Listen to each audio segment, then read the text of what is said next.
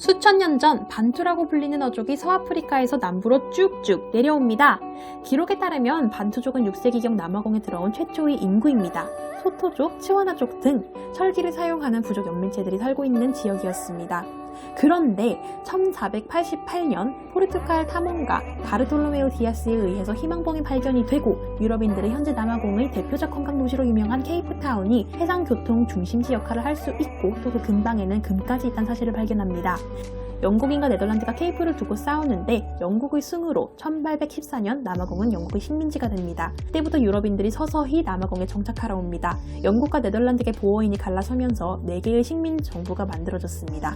그 안에 다수의 흑인 왕국도 존재하고 있었는데 이 중 가장 강력한 세력은 나탈 지방의 줄루 왕국으로 검은 나폴레옹이라고 불리는 샤카 줄루가 족장이었습니다. 하지만 결국 이도 다른 토착 부족민들과 함께 영국에게 멸망합니다. 남아공에 정착한 네덜란드계 보어인과 영국은 영토와 금을 두고 두 차례나 크게 싸웁니다. 당시 케이프 총독은 세실 로드라는 사람으로 케이프타운부터 카이로까지 길을 만들려고 종단 정책을 시도할 정도로 케이프를 차지하려는 유럽 국가의 탐욕은 컸습니다. 결국 양측이 화해를 하면서 1910년 영국으로부터 주권 국가로 인정받고 독립합니다. 새로운 국가에서 보어와 영국인은 각 정당을 대표하며 지지율을 확보하려고 백인 지위를 향상시키는 정책을 시행하여 경쟁합니다. 농산물 시장 확보, 백인 노동자 보호, 다른 인종과 연애 금지 등으로 백인의 정치력을 향상시키는 과정에서 10%도 되지 않는 백인이 대부분 국부를 차지하고 나머지 인종은 외곽으로 쫓겨납니다. 흑인 백인의 빈부 격차는 당연히 커졌겠죠.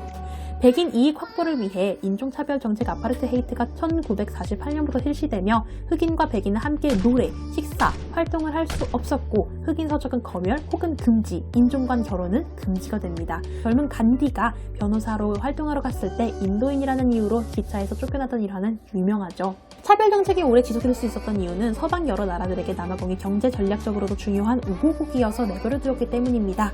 그러나 소수 백인에게 제한된 경제 규모는 나라 경제를 망가뜨려서 스스로 몰락하고 맙니다. 넬슨 만델라를 대통령으로 새로운 흑인 정당의 권력을 잡고 1994년 독립합니다. 넬슨 만델라는 27년 동안 자신을 감옥에 넣은 백인 정권을 용서하고 그들의 경제 정책을 포용해 이어갑니다.